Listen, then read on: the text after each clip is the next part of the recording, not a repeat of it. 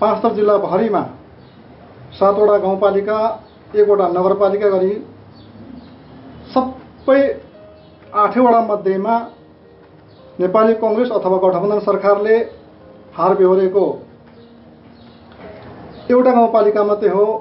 क्षेत्रबाट जिम्मेवारी लिनुभएका कार्यकर्ता एक्टिभले बस्नु भएको छ र त्यस अर्थमा र हाम्रो आकलन अनुसार पनि जित्छौँ भन्ने नै हामीले आशा र विश्वासका साथ बसेका छौँ। नेपाली कांग्रेस अब यो प्रदेश र सङ्घको चुनावमा पनि पहिलो पार्टी नै हुन्छ भन्ने हो हैन? हजुर। अब दोस्रो पार्टी माओवादी नै हुनुपर्ने हो। नागरिकता अंगीकृत नागरिकता नदिनु भनेको हाम्रो अपराध हो। फेरि अब होइन, पहिला 7 वर्ष थियो, 7 वर्ष नपुग्यो उसको त 10 महिना छोरा जन्मेको हुन्छ। अब 10 महिना छोराको चाहिँ जन्मदर्ता हुन्छ, बुहारीको नागरिकता दिन सकेन भने त समस्या हो। अब हिजो टाउको मोल तोक्ने अथवा कम्युनिस्ट पार्टी र कांग्रेस पार्टीको त सिद्धान्तै फरक हो।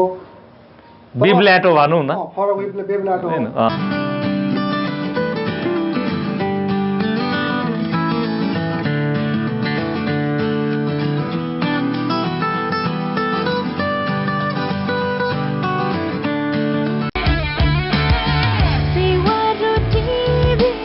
सेवारो नमस्ते। सेवारो अनलाइन टिभी तथा टङ्क सम्माम्फी टिभीको तर्फबाट यहाँहरू सम्पूर्णलाई आजको यस कार्यक्रममा हार्दिक स्वागत गर्दै, आज भने अलिकति यो कला क्षेत्रमा बढी सक्रिय भएका व्यक्तिहरू लिएर आउँथे। आज भने राजनीतिक व्यक्तित्व हुनुहुन्छ।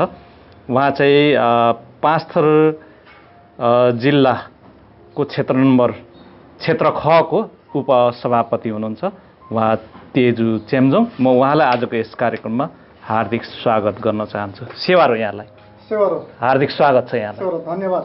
हजुर। पत्रकार सेवारो टिभीका पत्रकार टङ्क समापेज्यू। हजुर।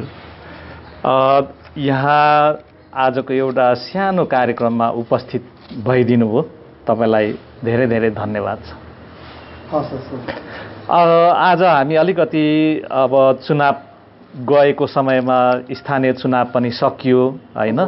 अब कतिपय ठाउँमा चाहिँ एकदमै चित्तबुझ्दो रिजल्ट आयो भने कतिपय ठाउँमा चाहिँ निराशाजनक पनि भयो हैन? सर्वप्रथम म तपाईँकै जिल्लाको कुरा गर्न चाहन्छु। तपाईँ पाँचथर क्षेत्र खको उपसभापति पनि हुनुहुन्छ। त्यो क्षेत्रको अलिकति रिपोर्टिङ सुनाइदिनुहोस् न। स्थानीय चुनावमा कस्तो भयो रिजल्ट, त्यसको बारेमा? हाम्रो पाँचथरमा स्थानीय चुनावमा हामीले जस्तो सोचेको थियौँ त्योभन्दा अझ राम्रो भयो। किनभने हाम्रो गठबन्धनको जुन रणनीति थियो त्यो रणनीति हामीले जति पाँचथरमा सोचेको थियौँ त्योभन्दा राम्रो रिजल्ट आएको छ। स्थानीय चुनावमा पाँचथर जिल्लाभरिमा 7वटा गाउँपालिका 1वटा नगरपालिका गरी सबै 8वटा मध्येमा नेपाली कांग्रेस अथवा गठबन्धन सरकारले हार बेहोरेको एउटा गाउँपालिका मात्रै हो। त्यो एउटा गाउँपालिका पनि जनमतले हारेको थिएन। त्यहाँ 81 मतले दुर्भाग्यवश हामी हारेका थियौँ भने हाम्रो मत बदर भनेको 600 मत बदर भएको थियो। त्यहाँ केही मतदाता प्रशिक्षण कमजोरी कारणले थोरै समस्याले गर्दा मात्रै हार्यौँ। नत्र हाम्रो पाँचथरमा स्थानीय सरकारको हकमा, नगरपालिका गाउँपालिका हकमा नेकपा एमाले क्लिनसिप भन्ने थियो, क्लिनसिपै हुन्थ्यो। तर क्लिन गर्नु पाउनु भएन। क्लिन गर्न थोरै हाम्रो मतदाता प्रशिक्षण कार्यक्रम कमजोर जस्तो लाग्यो। त्यो त तपाईँहरूकै कमजोरी होला नि। त्यो कमजोरी भन्दा पनि अत्यन्तै नजिक छिट्टै तपाईँको चुनाव घोषणा भयो। त्यो सँगसँगै मतदाता प्रशिक्षण गर्ने क्रममा केही कमजोरी नै भन्नुपर्छ। हाम्रा कार्यकर्ताहरूले थोरै केही मतदाता प्रशिक्षणमा कमजोरी गरेका हुन्। जुन गाउँपालिका हो याङवरा गाउँपालिका को कति नम्बर वार्ड के हो? गाउँपालिका नै हो कि मेयरको उसमा अध्यक्षजी चाहिँ तपाईँको थोरै मतले हार्नुभयो। तर 600 मत उहाँको बदर भएर हाम्रो अत्यन्तै दुर्भाग्य भएको। त्यो बदर हुनुको कारण चाहिँ के थियो? त्यही प्रशिक्षणकै अभाव हो? अलिकति प्रशिक्षण अभाव हो। तपाईँको त्यो अध्यक्ष र उपाध्यक्षको क्रस हान्नु पर्नेमा सिधा हानेपछि स्वतः रद्द हुँदो रहेछ। यस्तरी सिधा होइन, अध्यक्ष हानेपछि मुनि उपाध्यक्ष अध्यक्ष रुख चिन्ह हानेपछि उपाध्यक्ष हँसिया हथौडामा हान्नुपर्नेमा सिधा हानेपछि अथवा लाइन तेर्सो हानेपछि बदर फेर भयो। ए त्यसरी चाहिँ त्यो नबुझेर तपाईँहरूको प्रशिक्षणकै अभाव छ त्यसमा होइन। अब के छ त, अब प्रदेशको चुनाव आइरहेछ। अब यस्तो छ, हाम्रो प्रदेशको चुनावमा अब हाम्रो गठबन्धन सरकार अब अझै स्थिर रहन्छ भन्ने अनुमान छ। अब प्रदेशको चुनावमा हामी 5 स्तर सङ्घको चुनाव र दुईटै क र ख प्रदेश चाहिँ हामी कन्फर्म जित्छौँ भन्ने हाम्रो एक खालको आकलन छ। आकलन मात्रै नभएर हाम्रा कार्यकर्ता, हाम्रा सबै क्षेत्रबाट जिम्मेवार लिनुभएका कार्यकर्ता एक्टिभले बस्नु भएको छ र त्यस अर्थमा र हाम्रो आकलन अनुसार पनि जित्छौँ भने नै हामीले आँट र आशा र विश्वासका साथ बसेका छौँ। अवश्य पनि यो मन्त्री परिषदको बैठक हुन बाँकी छ। यो मङ्सिर 4 वा असोज कति भनेर चाहिँ देउबा प्रधानमन्त्री देउबाले भन्नुभएको थियो होइन। अहिले कन्फर्म त भएको छैन होइन। तत्कालै चुनाव हुने स्थिति छ। अब तपाईँहरूको चुनावी माहौल कसरी तातिरहेछ, कसरी तपाईँहरू अगाडि बढिरहनु भएको छ? हाम्रो चुनावी माहौल अब कन्फर्म मङ्सिरभित्र चुनाव हुन्छ नै भन्ने सबैको मूल्याङ्कन छ होइन। हजुर। त्यसले गर्दा हाम्रो चुनावी रणनीतिहरू बन्दैछ। चुनावी रणनीतिहरू बन्दै गर्दा हाम्रो वडा कार्य समितिहरूलाई एक्टिभ कसरी गर्ने, क्षेत्रका कार्य समितिले एक्टिभ कसरी गर्ने, प्रदेशका कार्य समितिले एक्टिभ कसरी गर्ने भन्ने विषयमा र गठबन्धन सँगसँगै हामी चुनावमा अगाडि बढ्दै गर्दा हामी गठबन्धनका दुई पक्षका कसरी अगाडि बढ्ने भन्ने विषयका हाम्रो रणनीतिहरू छ र हाम्रो रणनीतिक विषयहरू चाहिँ अगाडि बढिरहेछ र हामी यसपाल अत्यन्तै बहुमतले 5 स्तर चाहिँ जित्छौँ भन्ने लागेको छ। सङ्घ पनि दुईटै प्रदेशमा धेरै बहुमतले जित्ने हाम्रो आकलन छ। मात्र नभएर देशैभरि हाम्रो गठबन्धनले 2/3 बहुमत लगभग पुर्याउने हाम्रो आकलन छ। हुन त अब गएको स्थानीय चुनावमा चाहिँ पहिलो नम्बरको पार्टीमा चाहिँ नेपाली काङ्ग्रेस दरिएकै हो र अबको दिनमा पनि सायद त्यसको स्थिति त कमजोर हुन्न होला नि। नेपाली काङ्ग्रेस अब यो प्रदेश र सङ्घको चुनावमा पनि पहिलो पार्टी नै हुन्छ भन्ने हो होइन। हजुर। अब दोस्रो पार्टी माओवादी नै हुनुपर्ने हो र हुन्छ पनि जस्तो लागेको छ। सँगसँगै हाम्रो यो 5 दलीय हाम्रो गठबन्धन यत्तिकै 505 दलकै गठबन्धन अगाडि बढ्यो भने लगभग 2/3 हाम्रो आकलन छ र 2/3 आकलन सँगसँगै यो देशले समृद्ध बनाउने, यो देशलाई जनताहरूले चाहेको संघीयता जति अपुरो भएकोले पुरा गर्ने गठबन्धनको लक्ष्य बोकेको छ। हजुर। अब यो बिचैमा चाहिँ यो नागरिक विधेयक आयो, यसमा त धेरैको विरोध भइरहेछ होइन। कतिपय कुरा त अब राम्रो पनि भइरहेछ। जस्तै अब यो विदेशबाट ल्याएको श्रीमतीहरूले बिहे गर्न साथ चाहिँ यहाँको जुन पर्मानेन्ट नागरिकता पाउने चाहिँ नै व्यवस्थाहरू आयो। अब योभन्दा अगाडि चाहिँ नि यो सरिता गिरीको काण्डले चाहिँ नि 7 वर्ष चाहिँ राख्नुपर्ने खालको चाहिँ नि विधेयकमा ल्याउने भन्ने खालको कुरा थियो, तर त्यो चाहिँ मानिएन। यसले चाहिँ केही हाम्रो देशमा असर गर्दैन? तपाईँलाई कस्तो लागिरहेछ? नागरिक विधेयक भनेको यस्तो हो, तपाईँको जुन अङ्गीकृत नागरिक भन्ने भएको छ अहिले, अङ्गीकृत नागरिकता भनेको अङ्गीकृत भनेकै के हो भने हामीले बुझ्नुपर्ने स्वीकार्ने भन्ने हो। स्वीकार्ने अथवा अङ्गीकृत भनेको हामीले स्वीकारेको चिजलाई अङ्गीकृत भनिन्छ। हामीले बुहारी ल्याएको हो भने त अङ्गीकृतमा परिगयो र नागरिक भनेको त्यो अङ्गीकृत स्वीकार्दा भोलि न्यायालयले पनि स्वीकार्यो भने चाहिँ त्यो नागरिकता पाउनु पर्दछ उसले। हो, त्यो त हो। विवाह गरेपछि त हामीले स्वीकारेको हो, त्यो त्यसैले अङ्गीकृत भनिन्छ हामीले।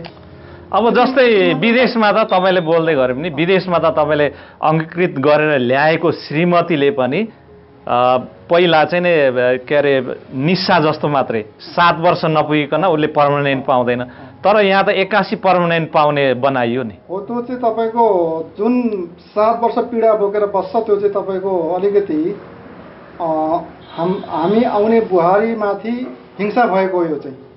घरमा बुहारी चाहिँ ल्याउने, नागरिकता नदिने त अपराध हो नि त। होइन त्यो तपाईँको दृष्टिमा त त्यो होला, तर कैयौँ देशमा त त्यसरी दिँदैन नि, किन आजको भोलि त दिने प्रथा नै छैन। हुन त नेपालमा पहिलादेखि त्यस्तो थियो होइन, तर अब यो विधेयकमा सबभन्दा विरोध भएको विषय नै यो हो। हेर्नुहोस् होइन, हुन त तपाईँको दृष्टिमा त्यो राम्रो होला, किनभने अब ल्याएको बुहारीलाई हिंसा गर्यो उसलाई चाहिँ किन नदिने भन्ने खालको होला, तर पछि त्यसले गर्ने त्यो बुहारीले गर्ने अपराध कामहरू पनि त हुनसक्छ नि।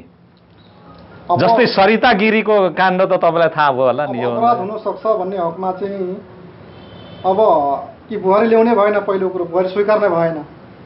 बुहारी स्वीकारिसकेपछि अब नागरिकता अङ्गीकृत नागरिकता नदिनु भनेको हाम्रो अपराध हो। फेरि अब होइन, पहिला 7 वर्ष थियो, 7 वर्ष नपुग्यो उसको त 10 महिना छोरा जन्मेको हुन्छ।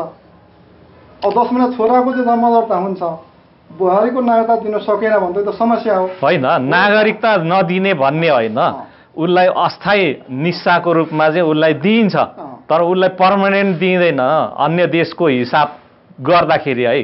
अब नेपालको हिसाबमा त अब विधेयक पार पनि भइसक्यो। अब त अब अङ्गीकृत भन्ने छ, यसको तपाईँको क्याटेगोरी छ, जहाँसम्म मलाई लाग्छ। हजुर, क्याटेगोरी छ। अब स्वत नेपाली नागरिकता भन्नु र अङ्गीकृत नागरिकतामा क्याटेगोरी छ। यसको राज्यको हकमा क्याटेगोरी गरेर यसले कुन क्षेत्रसम्म जान पाउने, कुन क्षेत्रसम्म अधिकार प्रयोग गर्न पाउने नपाउने भन्ने यसको क्याटेगोरी छ। त्यसकारण यो विधेयकमा के छ, यसमा कुनै डराउनु पर्ने स्थिति छैन तपाईँको नजरमा? छैन, यसमा छैन। किनभने अब हाम्रो जति पनि विरोध गरिरहनु भएको छ नि, उहाँहरूलाई कसरी सम्झाउनुहुन्छ त? हामीले बुहारी ल्याउने अनि घरमा बुहारी स्वीकार्ने, छोरा पाए छोरा पनि स्वीकार्ने, नाति नाति पनि स्वीकार्ने, नागरिकता नस्वीकार्ने कुरा त भएन। त्यति मात्रै नभएर अब हामी राजनीति गर्दै गर्दा आफ्नो नेपालको आफ्नो खुट्टाको मात्रै होइन, हामीले विश्वको राजनीति पनि हेर्नुपर्ने हुन्छ। अब हामी चाहिँ विदेश गएर 4 वर्ष 5 वर्षमा ग्रिन कार्ड खोज्ने, समथिङ ग्रिन कार्ड जस्तै त हो, त्यो पनि आफ्नै बुहारी। अब उता चाहिँ 5 वर्षमा ग्रिन कार्ड खोज्ने, 10 वर्षमा ग्रिन कार्ड खोज्ने, आफ्नो नेपालको आफैले ल्याएको बुहारीले चाहिँ अङ्गीकृत नागरिकता दिँदा यत्रो ठुलो विरोध गर्नु चाहिँ त्यति उपयुक्त जस्तो लागेको छैन मलाई। आखिर आफ्नै सन्तान आफ्नै ब्लडमा जोडेर आएको, आफ्नै नातामा जोडेर आएको हो।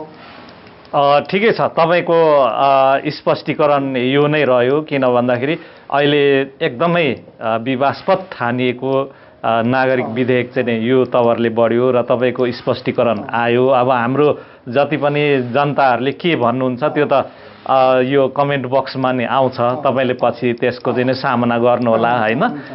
अब अलिकति म तपाईँलाई यो तपाईँको राजनीतिक इतिहासबारे पनि थोरै जानकारी राख्नुहोला। तपाईँले जानकारी दिएअनुसार 2065 सालदेखि चाहिँ नै क्रियाशील रहेर नेपाली काङ्ग्रेसमा वडा सहसचिव हुँदै 5 थर आर्थिक विभागको जिल्ला सदस्य र हाल 5 थर क्षेत्र खको उपसभापति हुनुहुन्छ होइन। त्यो तपाईँले यसरी पेलिएर आउँदाखेरि राजनीतिमा लाग्नु चाहिँ कति सजिलो लाग्यो? राजनीतिमा लाग्नु भनेको एउटा राजनीतिक सजिलो अप्ठ्यारो भन्दा पनि इच्छा शक्ति भर पर्छ। राजनीति गर्नु भनेको जनताहरूको असल शासन गर्नु हो। एकदम निस्वार्थ निष्पक्ष ढङ्गले अन्याय परेको जनताहरूको निमित्त न्याय दिनको लागि, दुःख पीडा परेको जनताहरूको लागि मलमपट्टि गर्नको लागि हाम्रो राजनीतिक हो। त्यसरी मेरो राजनीतिक कालमा मैले वडा सहसचिवदेखि लिएर जिल्ला आर्थिक विभागको जिल्ला सदस्य हुँदै क्षेत्रीय उपसभापतिसम्म हुँदा हजुर विभिन्न खालका समस्याहरू, विभिन्न खालका गर्न सक्ने सहयोगहरू आफ्नो बलबुताले पुगेसम्म सहयोग गरेको छु र आउँदा दिनमा पनि सहयोग गर्ने नै छु। विशेष गरी हामी राजनीतिक नेतृत्वमा गएपछि समाज रूपान्तरण कसरी गर्ने, समाजले अग्रगामी भएर परिमार्जित कसरी गर्ने भन्ने विषयहरू नै रहन्छ। अब यसरी भन्दै गर्दा अब म 5 थरमा जन्मेको, 5 थरै मान्छे, उकाली ओह्राली बाटो हिलो, अब त्यसले गर्दा यस्तो बाटोहरूलाई स्तर उन्नति कसरी गर्ने अनि सडकको ट्र्याक कसरी ठुलो खोल्ने, त्यति मात्रै नभएर त्यो क्षेत्रमा अत्यन्तै विपन्न वर्गका व्यक्तिहरूलाई अत्यन्तै दुःख पीडा पर्दा दुःख हुँदा सहयोग कसरी गर्ने सहयोग भूमिका कसरी खेल्ने भन्ने विषयहरू नै हामीले नेतृत्व गरेर पार्टीको जिम्मेवार मात्रै नभएर पार्टीले एउटा जिम्मेवार क्षेत्रीय सभापति उपसभापति दिए पनि मेरो जिम्मेवार भनेको सामाजिक राजनीति हो। सामाजिक राजनीति गर्दा कांग्रेस पार्टी एमाले माओवादी पार्टी हुँदैन। सिङ्गो समस्यालाई हामीले मध्यनजर गरेर आवश्यक अनुसार सहयोग गर्ने नै मेरो उद्देश्य हो र अहिलेसम्म गरेर आएको यसरी नै गरेर आएको छु। अवश्य पनि अब यसरी नै तपाईँको यात्रा चाहिँ अगाडि बढोस् नेपाली जनताको लागि, यहाँलाई चाहिँ शुभकामना छ होइन। अब तपाईँलाई अन्त्यमा दुईवटा क्वेसन गर्न चाहन्छु। अब एउटा चाहिँ नेपाली राजनीतिमा जो चाहिँ जुन बेला शेरबहादुर देउवाले टाउको मोल जोडेको मान्छेहरूसँग चाहिँ नै तपाईँ जोडिनु भएको छ, जो चाहिँ प्रचण्ड जुन बेला जनयुद्ध गरेको थिए, जुन बेला चाहिँ प्रचण्ड के अरे शेरबहादुर देउवा चाहिँ प्रधानमन्त्री नै हुनुहुन्थ्यो, उहाँले टाउको मोल चाहिँ तोकेर त्यो मान्छे ल्याऊ भनेको मान्छे आफ्नै अगाडि गरेर यसरी सहकार्य गर्दाखेरि हुन त अब राजनीतिमा स्थायी शत्रु हुँदैन भन्छ होइन। अन्त त्यही हिसाबमा बढ्नु भएको हो तपाईँहरू? तपाईँको प्रश्न अत्यन्तै सान्दर्भिक भएको छ। लगभग सबैको प्रश्न धेरै राजनीतिक चेतना भएको अथवा धेरै पत्रकारको क्वेसन छ र अत्यन्तै स्वागतयोग्य प्रश्न राख्नुभयो मलाई। हाम्रो यो पार्टीको व्यक्तिगत रहर होइन। अब हिजो टाउको मोल तोक्ने अथवा कम्युनिस्ट पार्टी र कांग्रेस पार्टीको त सिद्धान्तै फरक हो, बिब्ल्याटो भनौँ न, फरक बेब्ल्याटो हो। तर हाम्रो बाध्यतावश परिस्थितिवश हामीले गठबन्धन गर्नुपर्ने, राज्यको आवश्यकता देश जोगाउँ संघीयता जोगाउँ भन्ने हकले बा प्रथालाई अन्त्य गरेर देशलाई समृद्ध बनाउँ, संघीयता जोगाउँ, संविधान जोगाउँ भनेर समग्र रूपमा हामी 5 दलीय गठबन्धन भएर संविधान जोगाउनको लागि हामी गठबन्धन भएका हौँ। र हाम्रो गठबन्धन यसरी नै हुन्छ, हाम्रो पार्टी एकीकृत हुन्छ भन्ने होइन, समग्र संविधान जोगाउन र समृद्ध देश बनाउनको निमित्तको लागि हाम्रो गठबन्धन हो। अवश्य पनि। अब अन्तिम रूपमा एउटा क्वेसन गर्न चाहन्छु तपाईँलाई। अब यो 5 थर जिल्लाबाट नेपाली काङ्ग्रेसको यसपटक चाहिँ धेरैभन्दा धेरै चाहिँ स्थानीय चुनावमा पनि विजय भयो। अब यो तपाईँहरूले आशा गरे अनुसार अब यो जुन प्रदेशको चुनाव पनि राम्रै होला भनेर भन्नुभएको छ। अब यो पछाडि हाम्रो देशले अब यो प्रदेश चुनाव भएपछि त एकदम माथिल्लो स्तरको चुनावहरू भयो भनौँ न, हाम्रो देशले कस्तो मोड लिएला, जबकि अहिले हाम्रो देश चाहिँ निकै भर्खरमा परिरहेको अवस्था देखिन्छ। जस्तै आर्थिक रूपमा, जस्तै श्रीलङ्का चाहिँ आर्थिक रूपमा डुबान पर्यो। यो हिजो अस्ति चाहिँ यहाँ हाम्रो मन्त्रीको चाहिँ काण्डहरू छ, यो अनेक छ। यो हिसाबमा तपाईँलाई यो नेपाली जनतालाई भन्नुहोस् न, अब कसरी चाहिँ हामी अगाडि बढ्न सक्छौँ? देशमा अर्थतन्त्रको समस्या जति पनि अहिले श्रीलङ्का हुन्छ भनेर जनताहरूले को आवाज छ। अब यो मलाई चाहिँ के लाग्छ भने नेपालमा मुख्य समस्या आयात र निर्यातमा समस्या छ। जति पनि हाम्रो नेपालबाट निर्यात गर्ने वस्तु उद्योग कलकारखाना नेपालमा कमी छ। नेपालको मुख्य स्रोत भनेको अहिले रेमिटान्स, अहिले वैदेशिक रोजगार भएको छ। र अब मलाई के लाग्छ भने नेपालले रणनीति आयात र निर्यातमा गर्नेछ र मलाई जहाँसम्म लाग्छ थालनी गरिसकेको छ। अहिले पनि नेपालमा 10वटा वस्तु इनपुट गर्नलाई बन्द गरेको छ, जस्तो विलासी साधनलाई इनपुट गर्न बन्द गरेको छ। विलासी साधन नेपालमा आवश्यक पर्ने भन्दा अनावश्यक वस्तुलाई हामीले निर्यात गऱ्यौँ भने दिनदिनै राज्य उँधो जान्छ। मलाई जहाँसम्म लाग्छ विदेशदेखि ल्याउने चिजहरू 10 प्रकारले तोकेछ, 10 प्रकार मात्रै होइन। नेपालमा आत्मनिर्भर भएको उद्योग जस्तो सिमेन्ट, चिनी कारखाना, रक्सी, जस्तो तपाईँको अनि यो उखुको खेती हो, यस्ता कुराहरू मध्यनजर गरेर अथवा नेपालमा समग्र रूपमा उद्योगले नेपाल धान्न सक्ने, उद्योग उत्पादन गर्न सक्ने चिज विदेशदेखि ल्याउन बन्द गर्यो भने नेपालको अर्थतन्त्र धेरै माथि जानेछ, श्रीलङ्का होइन। नेपालले यो रणनीति बनायो भने 5 वर्ष नभनौँ, 1 वर्ष नभनौँ, 15-20 वर्षमा तपाईँको यो नेपालले गरिबीको जुन स्तर छ गरिबको जुन ट्याग लागेको छ त्यो ट्यागबाट हट्नको लागि मलाई लाग्छ 10 वर्ष 15 वर्ष लाग्दैन र इनपुट र आउटपुटको विषयमा तपाईँ बोल्दै गरे भने हाम्रो देशका नेताहरूमा अलि इच्छा शक्तिको कम भन्ने देखियो नि।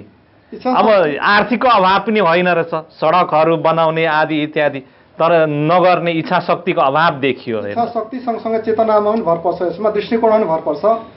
अब मलाई लागेको चाहिँ संविधान संशोधन गर्नुपर्दा कम्तीमा राजनीति गर्ने मान्छेले राजनीतिक विषयमा पढेको मान्छेलाई राजनीतिक नेतृत्व दिनुपर्दछ भन्ने लाग्दछ मलाई। यस्ता विषयहरूमा संविधान संशोधन गर्नु आवश्यक देखिन्छ र इच्छा शक्ति मात्रै नभएर दृष्टिकोण पनि चाहिन्छ। त्यो सँगसँगै हामीले जति पनि यो नेपालदेखि बाहिर पठाउन सकिने जडीबुटीहरू छ, हाम्रो नेपालमा जडीबुटीको उद्योगहरू राखेर यहीँ प्रशोधन गरेर बाहिर पठाइयो भने अहिले हामीले डाइरेक्ट बेच्दा किलोको 5 मा बेचेर त्यो 10 गुणा बढी बेचेर पैसा लिएर 200-400 रुपियाँ किलो बेच्न सकिन्छ र नेपालको स्रोत बनाउन सकिने आधार जडीबुटी पनि हो नेपालमा। त्यो मात्रै नभएर हाम्रो नेपालमा जलविद्युतहरू अहिले प्रशस्त मात्रामा निस्किँदैछ अनि जलविद्युतबाट पनि अहिले तपाईँको भारत बङ्गलादेशलाई बेच्ने रणनीतिहरू बन्दैछ। यो रणनीति अहिले देशले बनाइरहेछ र यिनीहरू अब दिन प्रतिदिन बिजुलीको मेगावाट उत्पादन बढेको अवस्था छ।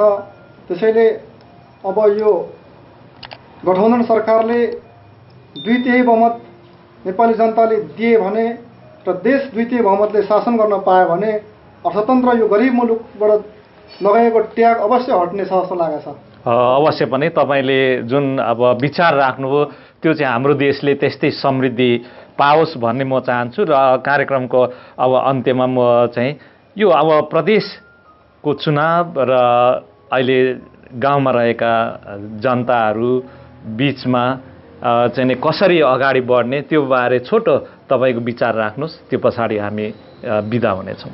जनताहरूसँग तपाईँले अघि जतिको प्रश्न उठाउनु भएको थियो, फरक पाटोको गठबन्धन भयो भन्नुभएको थियो, जनताहरूबाट पनि यही कुरा आउँछ। त्यतिखेर हाम्रो एजेन्डै यही छ, संविधान बचाउने, संघीयता बचाउने, हाम्रो धर्म बचाउने, हाम्रो संस्कार बचाउने। संघीयता, लोकतान्त्रिक संघीय समाजवाद भनेकै सबै जाति, सबै धर्म, सबै संस्कारले समान रूपमा मनाउनु पाउनुपर्छ, सबैको धर्म बराबर हुनु पाउनुपर्छ भन्ने हाम्रो मुख्य नारा हो र यही बचाउनको लागि हाम्रो गठबन्धन हो भनेर हाम्रो यही नाराका साथ हाम्रो चुनावी अभियान अघि बढ्दै हामी देशैभरिबाट हामी 2/3 बहुमतको आशा र अपेक्षा गरेका छौँ। अवश्य पनि यो चाहिँ अपेक्षा तपाईँहरूले सफल गर्नुहोला। हामी तपाईँहरूको साथ र सहयोगमा छौँ र आजको यस वार्ताको लागि तपाईँलाई धेरै धेरै धन्यवाद। सेवा र यहाँलाई धन्यवाद, तपाईँले समय दिनुभयो, धेरै धेरै धन्यवाद। धन्यवाद। यति भन्दै आजको यस कार्यक्रमबाट हामी आजको पाहुना राजनीतिक कर्मी 5 थर क्षेत्र खको उपसभापति तेजु चेम्जोङ र म कार्यक्रम प्रस्तुता टङ्क सम्मान्ती हामी एकसाथ बिदा हुन चाहन्छौँ। हस्त सेवा र सेवा।